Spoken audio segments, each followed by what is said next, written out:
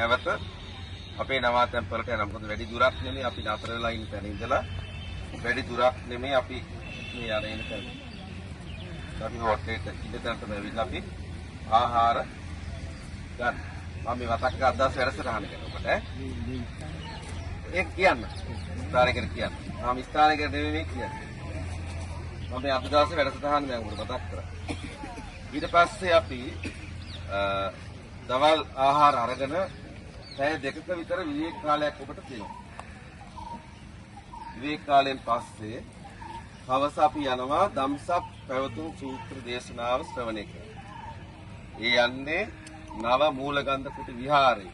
අනගාരിക ධනපාලතුමා විසින් හදපු නව මූලගන්ධ කුටි විහාරයේ හවස ධම්සක් පැවතුම් සූත්‍ර දේශනාව ශ්‍රවණය කරන්න තමයි යන්නේ. ඔය විදිහට තමයි එතනින් අද දවසේ වැඩසටහන අවසන්. දැන් මම ඔය කෙටිය මතක් කරේ අද දවසේ ඔබ කටයුතු දවස් පුරාට වැඩසටහන තියෙනවා. දවල්ලා ඔය විදිහට තමයි සිද්ධ හොඳයි. සාදුකාරයක් දෙන්න සූදානම්. නැවත වරක් සාදුකාරයක් දෙන්න. ස්තූප දෙතරෙන්න තමයි. අතිගෞරවනීය අපේ ලොකු හාමුදුරුවෝ ප්‍රමුඛ අපේ පඬිතු හාමුදුරන් වහන්සේගෙන් අවසරයි. ඒ වගේම මේ අතිඋතුම් දඹදිව වන්දනා ගමනට සහභාගී වෙලා ඉන්න මේ පින්වත් මෑණිවරුන් පියවරුන් මේ දරුවන් ඇතුළු සියලු දෙනාගෙන්ම අවසරයි. ඔබේ වන්දනා ගමනේ ඊටාම වටිනා වූ ස්ථානයක් තමයි අද අපි වන්දනා කරන්න පැමිණෙන්නේ. ඊයේ දවසේ අපි කොසඹෑ නුවර පින්බිම වන්දනා කරා සම්මා සම්බුදුරජාණන් වහන්සේ 9 වෙනි වස් කාලයේ ගත කරපු ස්ථානය අපි වන්දනා කරගත්තා. අද දවසේ අපි පැමිණලා ඉන්නේ වාරාණසි. එහෙම නැත්නම් බාරණැස. අද වර්තමානයේ කියන්නේ වාරාණසි. එදා බාරණැස නේද? වාරාණසියන් ඉසිපතනේ නිගදායේ අනුත්තරං ධම්මචක්කම් පවත්තිතං. ඒ විදිහට තමයි එදා සූත්‍ර දේශනාවේ සඳහන්. එහෙනම් අදටත් වෙනස් වෙලා නැහැ. අද මේ ඉන්නේ බාරණැස ප්‍රදේශයේ සාරානාත් කියන ප්‍රදේශයේ තමයි අපි මේ එදා ශාන්තිනායක සම්මා සම්බුදුරජාණන් වහන්සේ සියලු මාර සේනා පරදා සම්මා සම්බුද්ධත්වයට පත් වෙලා ගයා ශීර්ෂේ ජයශ්‍රී මහා බෝධීන් වහන්සේ අභියස්දී උන්වහන්සේ සම්මා සම්බුද්ධත්වයට පත් වෙනවා. ඒ සම්මා සම්බුද්ධත්වයට පත් වෙලා උන්වහන්සේ බලනවා තමන් වහන්සේ විසින් අවබෝධ කරගත්තා වූ ශ්‍රී සද්ධර්මය කාටද දේශනා කරනු ලබන්නේ කියලා. තමන්ගේ ගුරුවරු ආලාර කාරා බුද්ධකරාම් පුත්ත කියන ගුරුවරු මිය ගිහිල්ලා නේද? ඊට පස්සේ තීරණය කරනවා තමන්ත් එක්ක හිටපු එදා සහචරයෝ පස්වක තවුසන් අන්න ඉන්න කොහෙද? මිගදායේ. එදා සම්මා සම්බුදුරජාණන් වහන්සේ තීරණය කරනවා තමන් වහන්සේ අවබෝධ කරගත්තා වූ ශ්‍රී සද්ධර්මයේ පළමු කොටස පස්වක තවුසන්ට දේශනා කළ යුතුයි කියලා.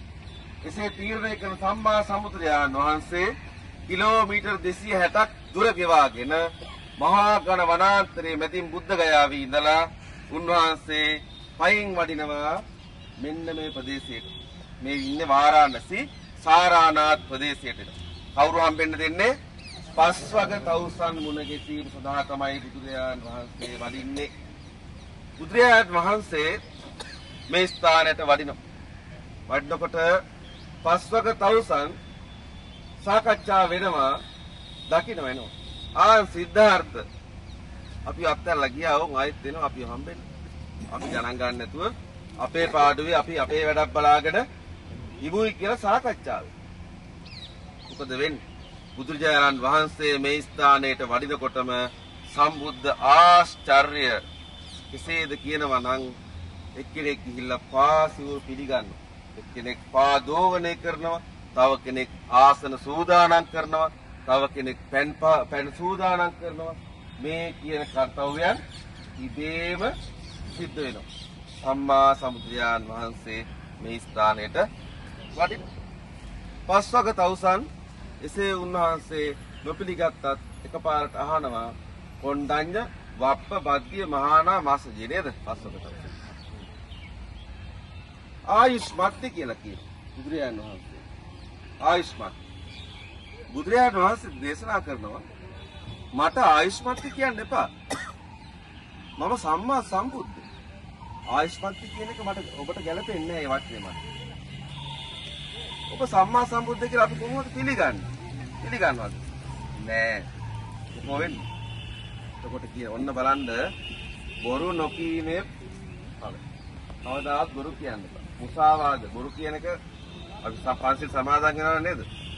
මුසාවාද කියන්නේ නැහැ කියලානේ. මම ඔයාලත් එක්ක ඉන්න කාලය තුල ඔබලත් එක්ක ඉන්න කාලය තුල මම කවදාවත් බොරුවක් කියලා තියෙනවද? නෑ.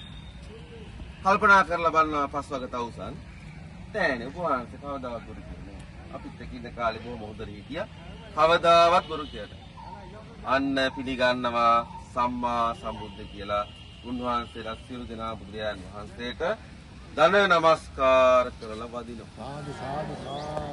මේ ස්ථානයේ තමයි බුදුරජාන් වහන්සේට පස්වග තවුසන් පළමු කොටම මුණ ගැසෙන්නේ. මේ සම්බුද්ධ ශාසනයේ ආරම්භය.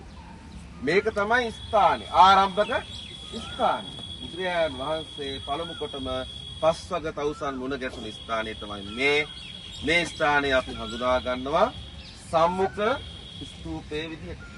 සම්මුඛ යන මුණ ගැහුණු ස්තූප. වර්තමානයේ මේ ස්තූපය හඳුන්වනවා චෞකණ්ඩි ස්තූපේ. මොකද? චෞකණ්ඩි ස්තූපය. 12 වෙනි සියවසේ බක්තියාර් කල්ජි කියන මුස්ලිම් පාලකයා විසින් මේ ඉන්දියාවේ සම්පූර්ණ මේ බෞද්ධයන් විනාශ කරලා නාලන්දා විශ්වවිද්‍යාලය තුල බෞද්ධ ස්ථාන සියල්ල විනාශයේ ස්වභාවයට පත් වුණා. මේ සාරානාත් කියන ස්ථාන අද ගොඩක් විනාශ වෙලා. ඒ කියන්නේ ඒ කාලේ තිබු මුස්ලිම් මිනිස්සු විනාශ කරලා කඩා බිඳ දාලා බුද්ධ ප්‍රතිමා ඔක්කොම සාරානාත් කෞතුකාගාටික හොඳටම බලන්න පුළුවන්. විනාශ ස්වභාවයට පත් වුණා. එදා මේ මිනිස්සුන්ට අවශ්‍යතාවය තිබුණා තමන්ගේ අනන්‍යතාවය තහවුරු කරගන්න. එදා ධර්මාශෝක අධිරාජයා මොග්ගලී පුත්තිස්ස මහරහතන් වහන්සේ සමග ධර්මචාරිකාව යෙදෙනවා. රජතුමාට අවස්ථාවක් තිබුණා. ධර්මාශෝක අධිරාජයාට අවස්ථාවක් තිබුණා බුදුරජාණන් වහන්සේ වැඩ හිටපු තැන් 4 ස්ථාන ඇතුළු ප්‍රධාන ස්ථාන ටික හඳුනා ගන්න. රහතන් වහන්සේ කෙනෙකුට හැර කිසිම කෙනෙකුට ඒ ස්ථාන හඳුනාගත නැහැ. මහරජ දෙන්න මෙතන තමයි බුදුරජාණන් වහන්සේ පළමු කොට පස්වක තවුසන් මුණ ගැහුවා. ඊට පස්සේ අශෝක අධිරාජයා මොකද කරන්නේ? මේ ස්ථානයේ කුඩා ස්තූපයක් ඉදු කරනවා. මේ ස්තූපය අශෝක අධිරාජයන් පස්සේ අශෝක අධිරාජ විකරම ස්තූපේ තියෙන යට. ඊට පස්සේ ගුප්ත රාජ්‍ය කාලේ ගඩොල් කර්මාන්තය හොයාගන්න. ගඩොල් කර්මාන්තය හොයාගත්තා විශාල විදිහට මේ ස්තූප ආදිය ඉදි කරන්න පටන් ගන්නවා. ඒ ඉදි කරේ ප්‍රතිඵලයක් විදිහට තමයි මේ ස්තූපය ඉදි වෙන්නේ. 12 වෙනි සියවසේ බක්තියාර් කල්ජි කියන මුස්ලිම් පාලකයා මොකද කරන්නේ? මේවා විනාශ කරලා වාරාණසී මේවා ඔක්කොම කඩා බින් දාලා අනන්‍යතාවය තහවුරු කර ගන්න ඕන. අපේ තමයි මේ අයිතිවාසිකම්. මොකද කරන්නේ? මේ ස්තූපයේ උඩ හදනවා පල්ලියක්. මේ කළු පාට ගල් මොකටද බං? අර කළු පාට ගඩොල් වලට උඩින් තියනනේ අලුත් ගඩොල්. ඔය හදලා තියෙන පල්ලියක්. පල්ලියක ආකෘතියක් මේ ස්තූපය උඩ හදලා තියෙන්නේ එදා බක්තියාර් කල්ජි කියන පාලකයා විසින් හදපු මුස්ලිම් පල්ලියක්. හදපු ඒ පල්ලියක ආකෘතියක හදලා තියෙන්නේ. අපිට අයිති මේ උරුබතිය. ඒ 12 වෙනි සියවසේ පස්සේ එසේ වෙත ශ්‍රීමත් අනගාരിക ධර්මපාලතුමාණන් වහන්සේ දී නොවෙද්ද අවුරුදු 800ක් එදා ඉන්දියාවේ වැළලී තිබුණු බුදුදහම බෞද්ධයන්ට ආරක්ෂා කරලා දුන්නේ ශ්‍රීමත් අනගාരിക ධර්මපාල තුමාණන්. උන්වහන්සේ නොහිටින්න මේ ස්ථාන අදටත් අපිට දක්නට වන්දනා කරන්න ලැබෙන්නේ නැහැ. ධර්මපාල තුමන් ගැන කතා කරන්න වෙනම වේලාවක් අපි වෙන් කරගමු. මේ ස්ථානයේ අපි හඳුනාගන්නේ චෞකණ්ඩි ස්තූපය, එසේ නැත්නම් සම්මුඛ ස්තූපයේ විදිහට. හොඳයි, සියලු දෙනාම එහෙනම් ස්තූපය දෙසට හැරිලා අපි වන්දනා කරමු. කෙරපු දලම් සාදු සාදු ඉතිපිසෝ භගවා අරහං සම්මා සම්බුද්ධෝ විද්‍යාචරණ සම්පන්නෝ සුගතෝ ලෝකවිදෝ අනුත්තරෝ පුරිස ධම්ම සාරති සත්තාරේ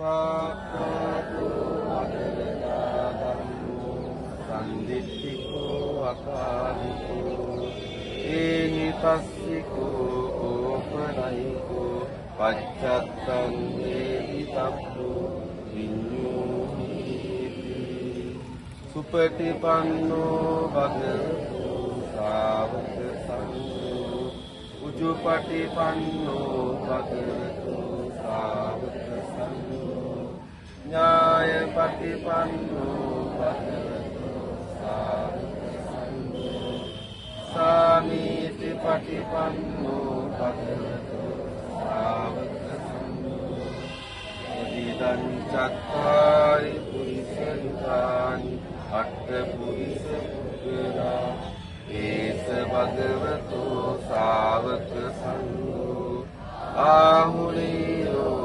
පාහුනේයෝ දක්ඛිනේයෝ අංජලි කලනීයෝ අනුත්තරං පුඤ්ඤක්ඛෙත්තං ලෝකස්සාති සාදු